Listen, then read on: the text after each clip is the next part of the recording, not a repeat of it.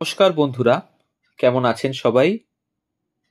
গল্প হলেও সত্যি চ্যানেলে আবারও একটি নতুন ভিডিওতে আপনাদের সকলকে স্বাগত জানাই।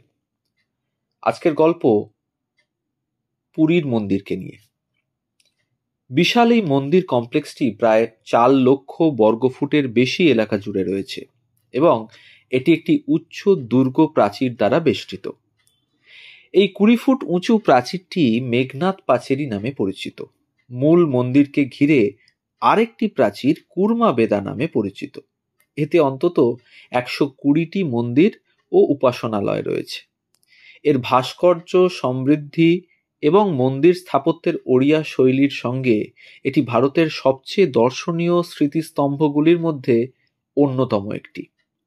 মন্দিরে 4টি বিভিন্ন বিভাগীয় কাঠামো রয়েছে, যার মধ্যে প্রথম হচ্ছে দেউলা বিমান বা গর্ভগৃহ। এখানে 3 দেবতাদের রত্নবেদিতে মুক্তার সিংহাসন স্থাপন করা। দ্বিতীয় হচ্ছে মুখ্যশালা। তৃতীয় হচ্ছে নাট মন্দির, যা জগমোহনা নামেও পরিচিত, এবং চতুর্থ হচ্ছে ভোগ মণ্ডপ। প্রধান মন্দিরটি একটি খিলানযুক্ত মন্দির এবং উপরে রয়েছে বিষ্ণুর শ্রীচক্র, যা নীলচক্র নামেও পরিচিত। এটি অষ্টধাতু দিয়ে তৈরি এবং পবিত্র বলে বিবেচিত হয়। শ্রী জগন্নাথ মন্দিরটি ওড়িশার বিদ্যমান মন্দিরগুলির মধ্যে সবচেয়ে উঁচু। মন্দিরের চূড়া পাথরের একটি উত্থিত প্ল্যাটফর্মের ওপর নির্মিত হয়েছিল এবং আভ্যন্তরীণ গর্ভগৃহ থেকে 214 ফুট ওপরে উঠে আশেপাশের প্রাকৃতিক দৃশ্যে আধিপত্য বিস্তার করে। আশেপাশের মন্দিরের সোপান এবং সংলগ্ন হলগুলি বা মণ্ডপগুলি পাহাড়ের চূড়ার শৃঙ্গের মতো উপরের দিকে ধাপে ধাপে উঠে এসেছে। পুরীর জগন্নাথ মন্দিরের রহস্য। মন্দিরের মূল গম্বুজটি প্রায় 45 তোলার সমান, যেখানে 1800 বছর ধরে প্রতিদিন ওই গম্বুজের উপরে উঠে নিয়মিত পতাকাটি পরিবর্তন করতে হয়। যদি কোনো কারণে একটি দিনও পরিবর্তন না করা হয়, তাহলে নিয়ম অনুযায়ী মন্দির চত্বর পরবর্তী 18 বছরের জন্য বন্ধ রাখতে হবে। আশ্চর্যজনকভাবে পুরীর জগন্নাথ মন্দিরের এই পতাকাটি সবসময় বায়ুপ্রবাহের বিপরীত দিকে উঠতে দেখা যায়। এটা কিভাবে সম্ভব তা এখনো অজানা। মন্দিরটির সর্বোচ্চ অংশে সুবিশাল সুদর্শন চক্র রয়েছে। এটির উচ্চতা প্রায় 20 ফুট এবং ওজন প্রায় 1 টন। শহরের প্রতিটি দিক থেকে এই চক্রটিকে দেখা যায়।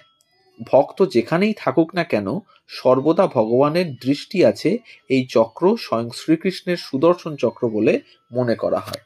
নিয়ম অনুসারে দিনের বেলা সমুদ্র থেকে বাতাস বয়ে আসে স্থলভাগের দিকে, আর রাতে উল্টোটা ঘটে। কিন্তু পুরীর ক্ষেত্রে জগতের এমন এক স্থান, এখানে দিনের বেলা স্থল থেকে বাতাস যায় সমুদ্রে, আর রাতে ঘটে বিপরীতটা।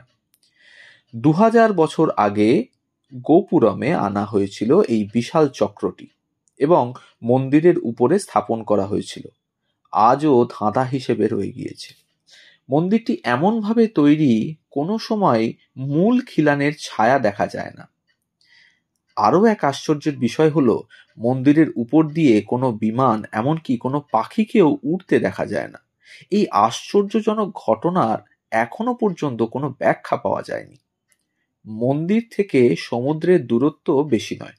মন্দিরের সিংহদ্বার অর্থাৎ প্রধান ফটক দিয়ে প্রবেশের আগে পর্যন্ত সমুদ্রের শব্দ শোনা যায়।